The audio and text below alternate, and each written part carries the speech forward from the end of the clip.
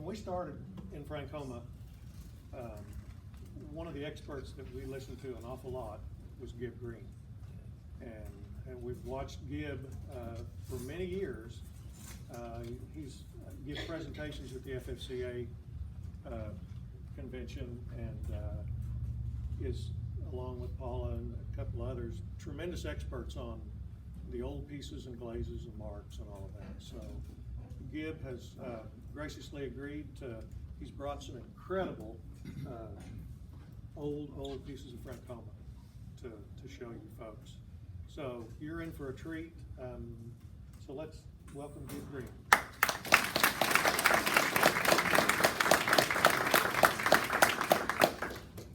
I'm not used to talking to this big a crowd. It scares me, Randy.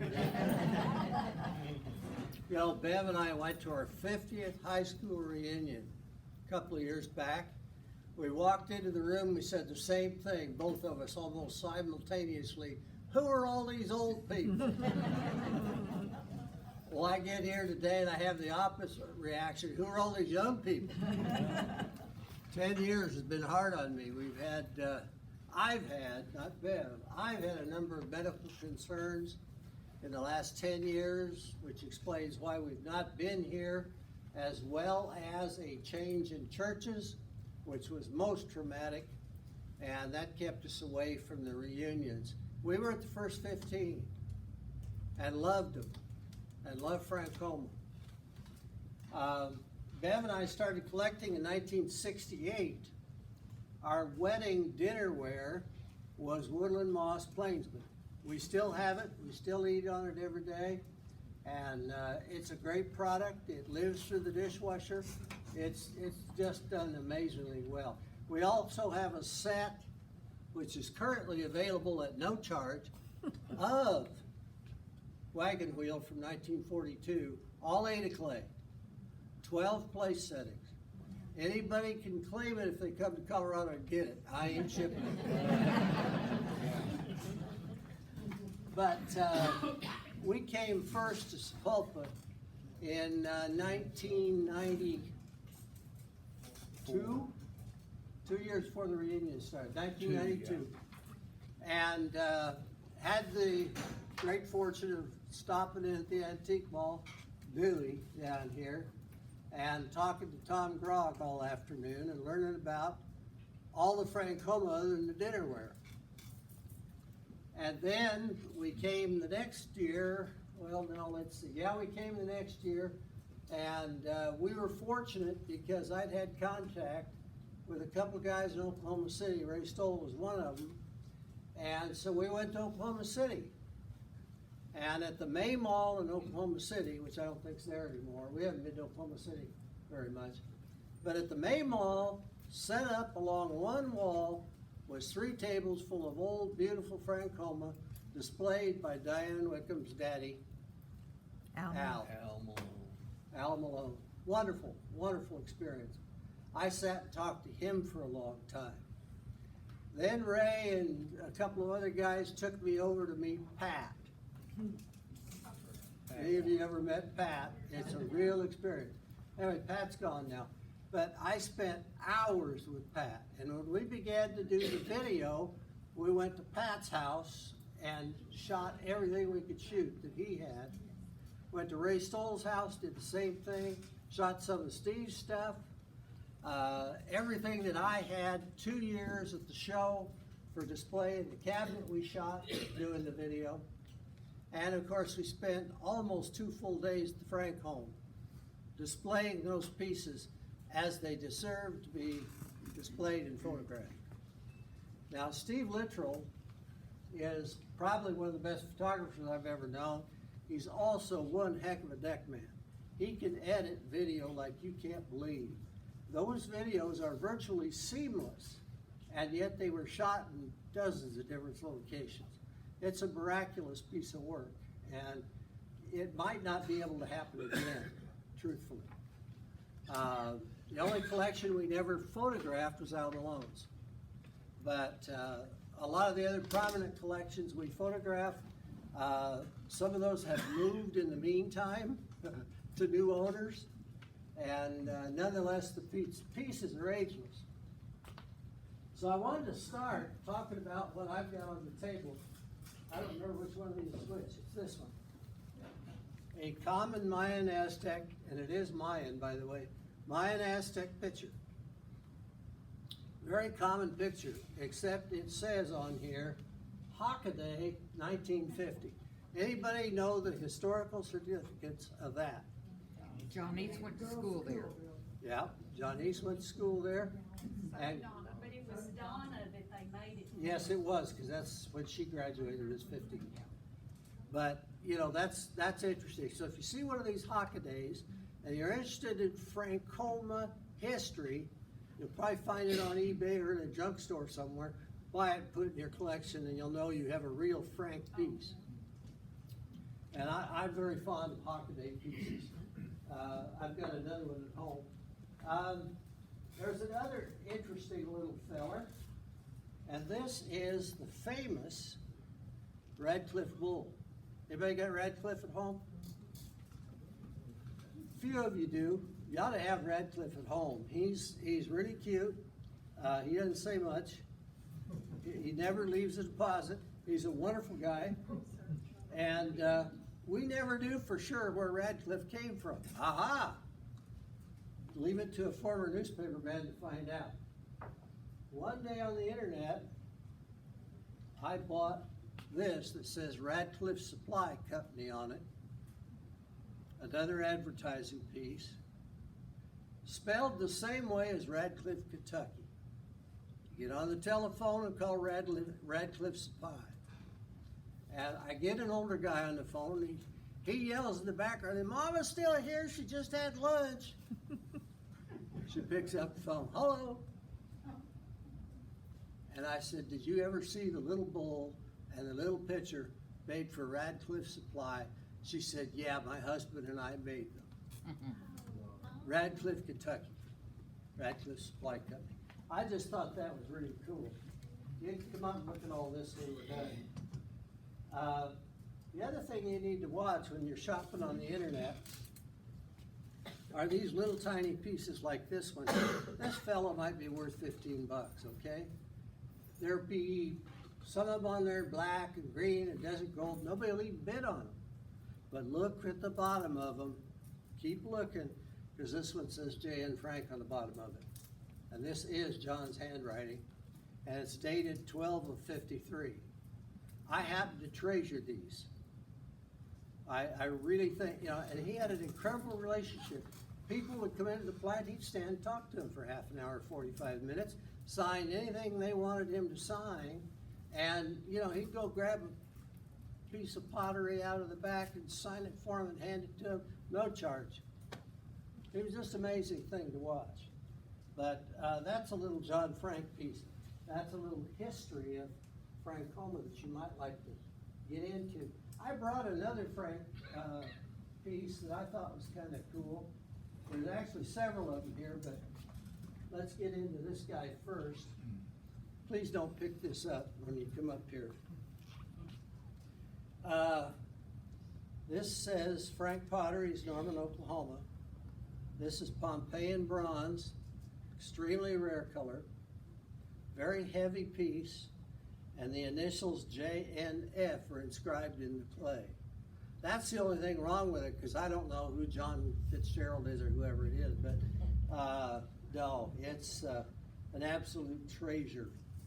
I always think about how incredible it is that this piece is still extant after all these years.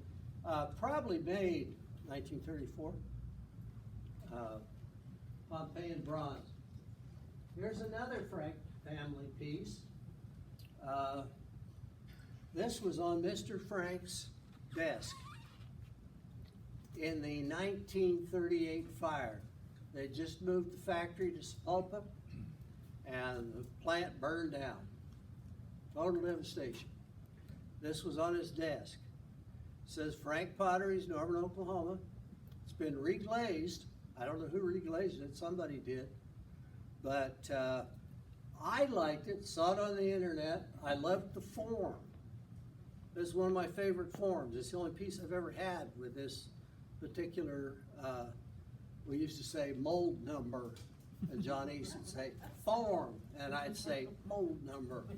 Of course, this one was never numbered until Gary numbered it. So, but that's another one of the Frank pieces.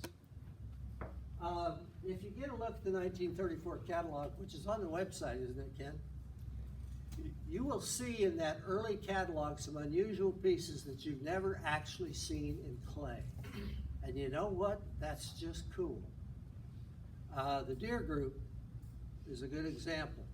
There's a few of those around, not a lot of them. I happened to get real lucky and find one from an antique dealer in Colorado. He thought it was a group of, I don't know, what did he say that was, hon? Do you remember? He said it was something other than deer, and I said, well, what color is it? He said, oh, it's white. You know, he's going on and on. The clay on the bottom is kind of tan. And you know, the more he said, the more it sounded like the Deer Group to me. And I said, well, I'll tell you what, because he's from Sterling, I'll meet you at Fort Morgan, out on I-76, worst weather in Colorado by 10 miles.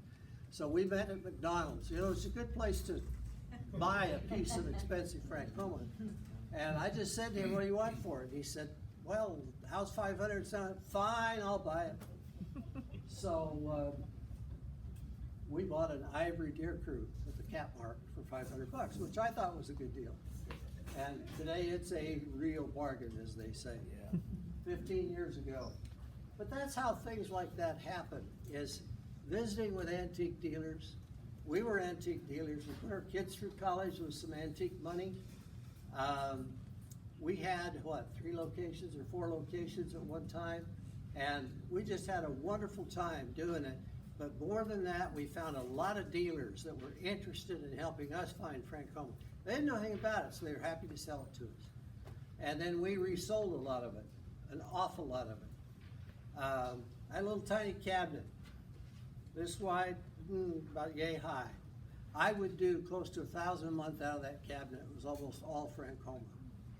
Crazy stuff. That was the Fort Collins Antique Mall. So, you know, you never know what you're going to be able to do.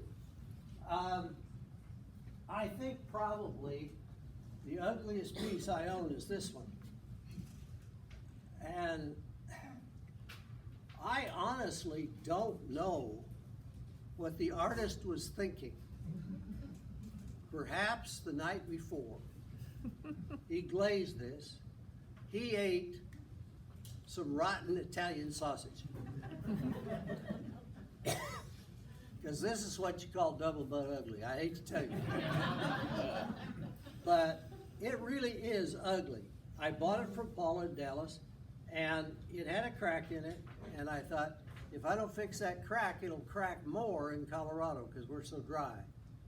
So I got the lady in Missouri to do it for me and fix it up so it would never again crack.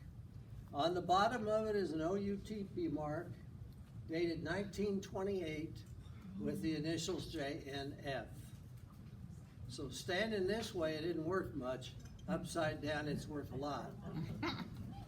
And to tell you the truth, there's some of us that are upside down that worth more, yes. That's just a fun thing. But this, of course, is a common piece that was made relatively recently. I don't know what year the factory quit making these candy, but not too long ago, this piece was made at the factory. Not this piece, though. Because he has a dud end. And he's a little bigger too. He's a lot bigger. He's taller, he's thicker, he's heavier. And these are both cat marks, pot and puma marks. And this glaze is what's called patina, which is the earliest version of prairie green. John Frank, in the late 20s and early 30s, would load up his car and drive east and try to sell his car full of pottery. And he was very successful in doing it. He's a good salesman. And one of the places he stopped was in North Carolina at the pottery plant of A.R. Cole. Now, if you know anything about North Carolina pottery, you know A.R. Cole's right at the top of the list, right at the very top. And he and A.R. became very close friends. And A.R. Cole was happy to share anything in the world with anybody. And, you know, John would say, can I copy that mold? And A.R. would say, well, heck no, you can have it. And he'd hand it to him.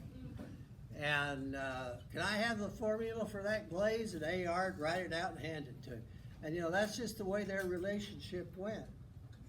A.R. Cole was making this color in the early 1920s, which we today would call prairie green, except this doesn't have much rutile in it. It's mostly a mixture that contains a lot of lead. That's how come it comes out so creamy and it's so heavy.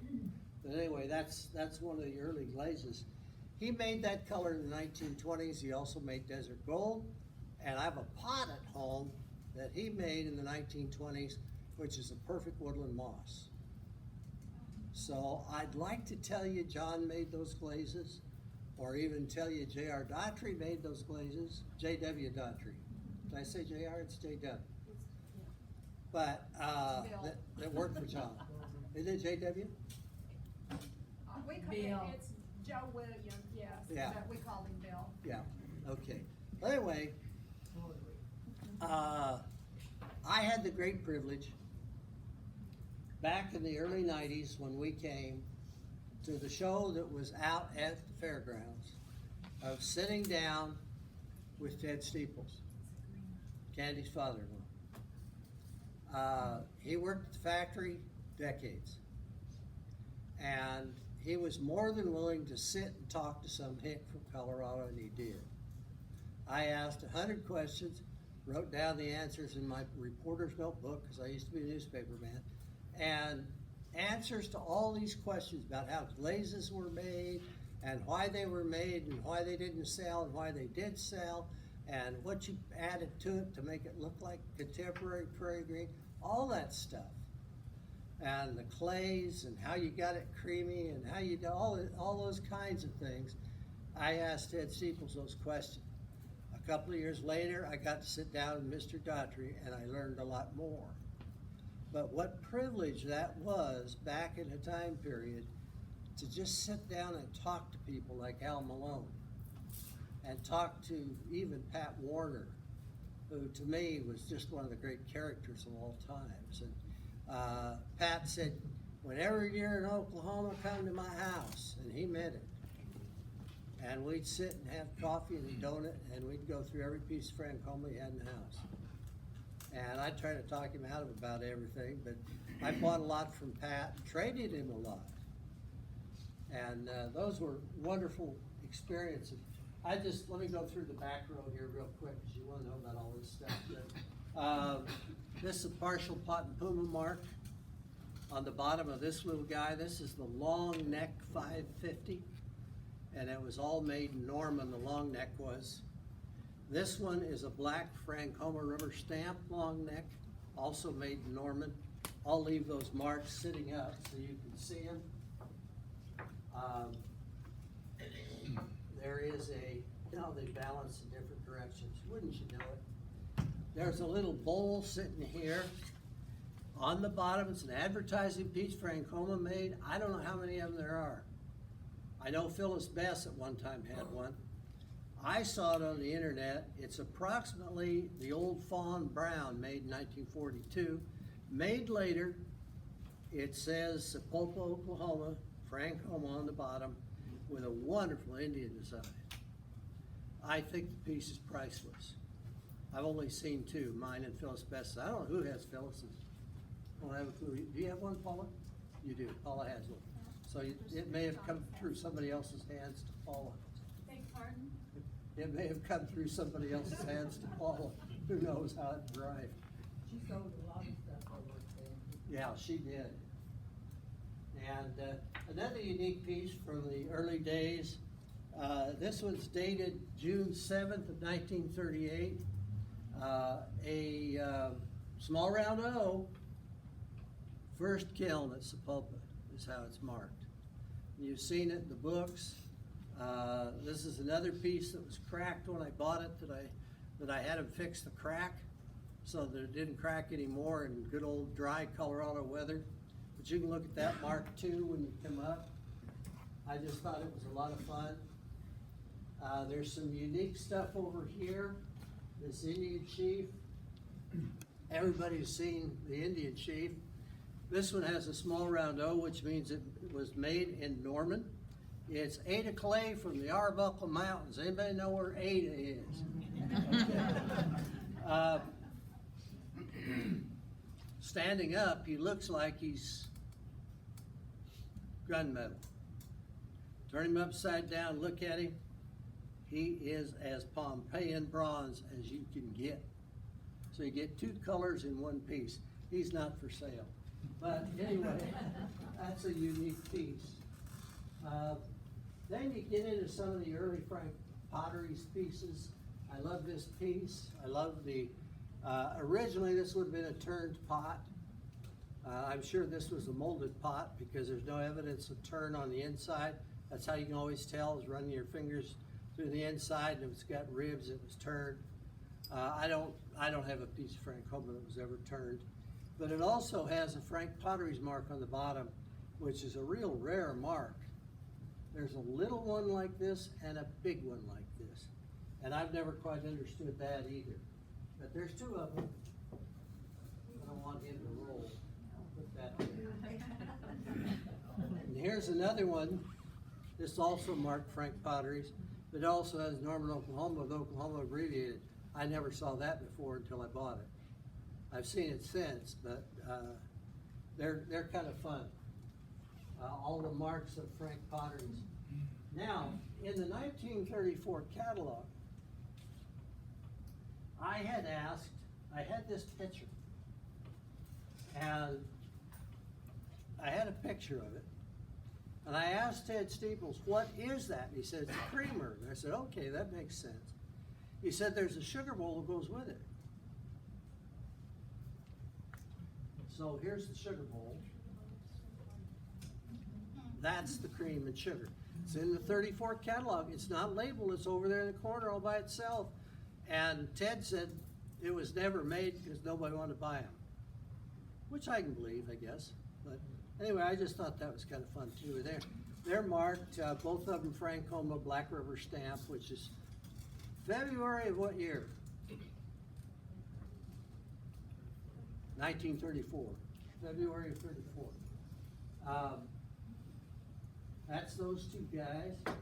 Then this is another early cream and sugar. They are marked uniquely. This one is Frank Potteries, Norman, Oklahoma, in little tiny letters, which is a common mark. By far the most common mark is that little tiny letter.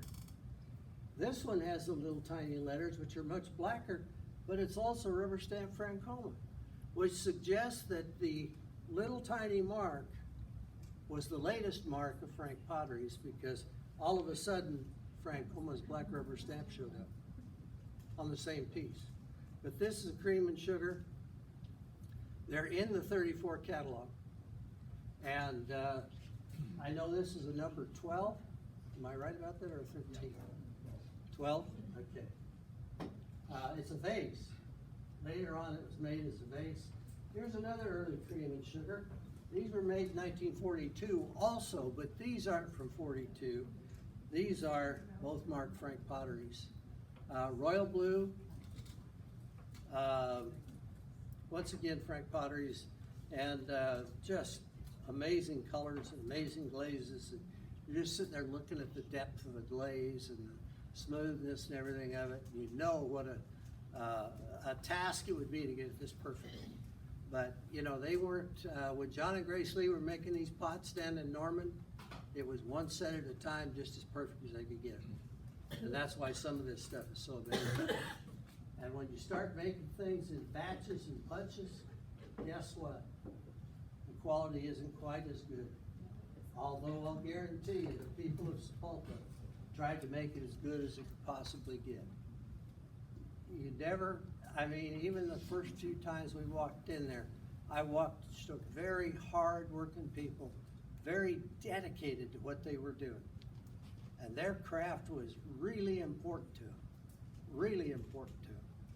And they loved the Franks, they loved their job, they loved what they were doing for Sepulpa, they loved what they were doing for Oklahoma. You can't do anything better, can you? I mean, it sounds a little hokey. Sounds like 1950s and 60s, doesn't it? I hope it does. Then the rest of the back row, you've already seen this guy. This is a unique color. Gary called it early speckled blue. It probably is an aberration of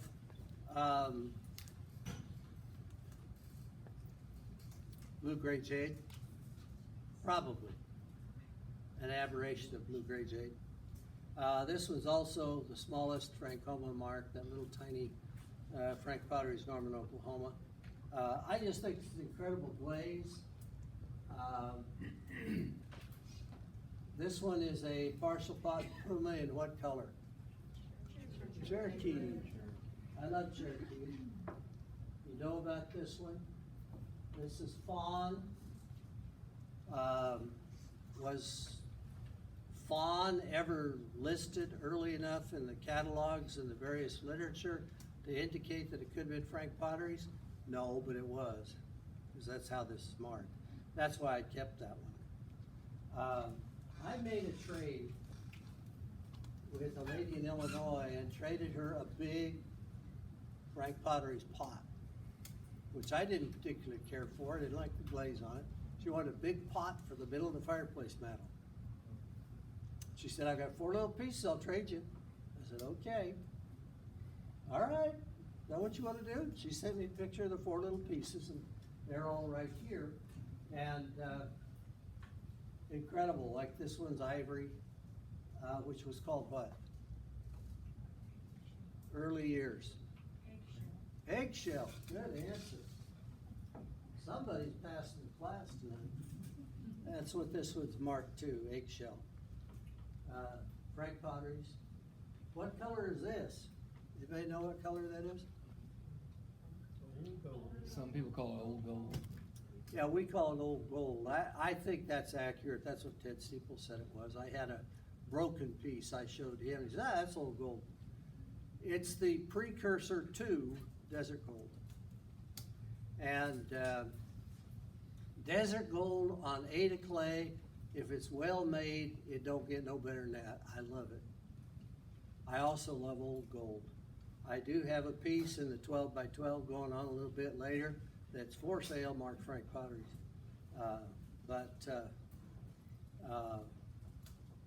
Wow, what a color and what a glaze. And what a time period. Did I get them all? I think I did.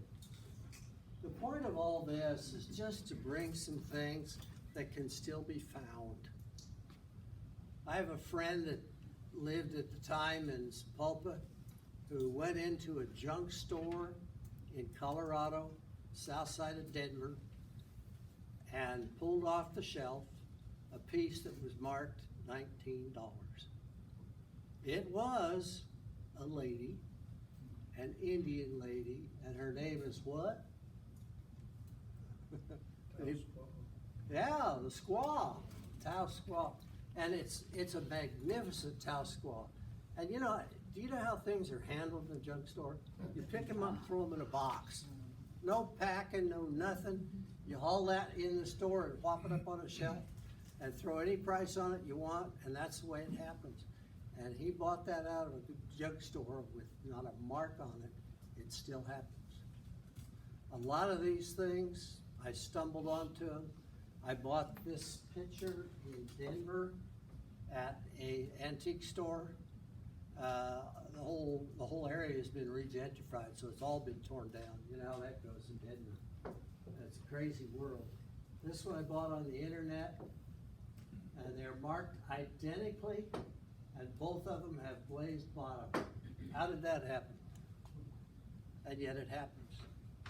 So keep looking. Bev and I haven't been doing much looking. We've been playing other games. Life happens, and you know, it's tough, but we're delighted to be here. I'll be available tomorrow morning. I have tomorrow morning on the table, they're already on the table, a incredible selection of glazes in mini pictures that'll be for sale tomorrow morning. give you a chance to bite on some stuff that's really hot colored. And, if you wanna buy them, you sure can. They're $250. No, they're not even.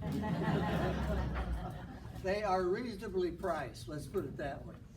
There is no reason for me way up in Colorado, 750 miles away, to keep this stuff when it can be very pleasurable in your homes. So I'm gonna sell a lot this year and a lot more next year. I don't have any animals this year, but I have 5 of every one of the miniature animals. Should I keep those? I don't think so. I'm gonna sell them next year.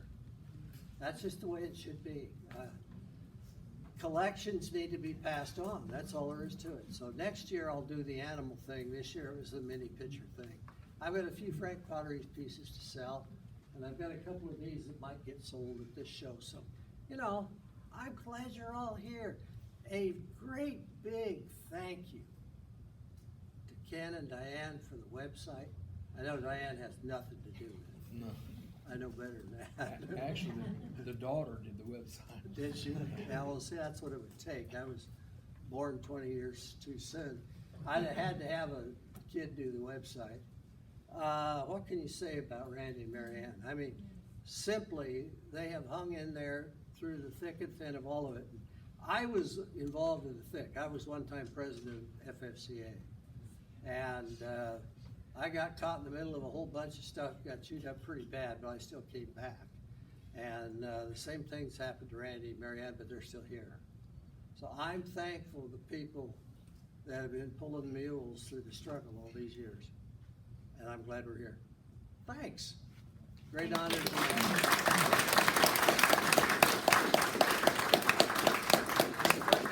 Any questions for Gibb? I do. Now's your chance. Gibb, on Yes. that cream and sugar, the blue one, did you see Benny Byer's creamer and Yeah. sugar like that? The difference in the top, why and what? I don't know. Blue gray jade though. His are blue gray jade. Benny's are. They're different marks. They're a little later mark, probably a week later. They're basically the same mold except for the spout, I think, aren't they? They are, and I think probably there's a number of pieces that were finished slightly differently. This creamer, there's 2 different spouts that I've seen. That one of his was fun. And why, you know, John and Grace Lee made them, and I suspect they did. Then John made one and Grace Lee made another, and they looked at them, you know, both of them and said, you know, John undoubtedly said, I like yours better, and that was it. You know, I don't know. That's probably about as good an answer as you're gonna get. Have you seen any others like this? Oh, yeah, but not in blue gray jade. I know where there's an ivory pair. Paula said she, I think, has a set just like those. She has a set. I don't know what color are they, Paul? I have blue gray jade, Are and they? I have prairie green. Okay, I have the creamer in dove gray. I'll have to think, but anyway, there's, you know, those early colors, you know what those early colors are? They're all ivory with a teaspoonful of another colorant to give you that smooth, rich blue-gray jade, or to give you that royal blue. Maybe it took 2 teaspoons of something to give you that royal blue. But the subtle colors, like the blue-gray jade and the, what's the gray again? Dove gray, those would have been a very tricky mix. And you'd have sat there and mixed up just enough for whatever is coming out of the kiln, and you'd make those pieces, and then a couple of months later, you'd make some more,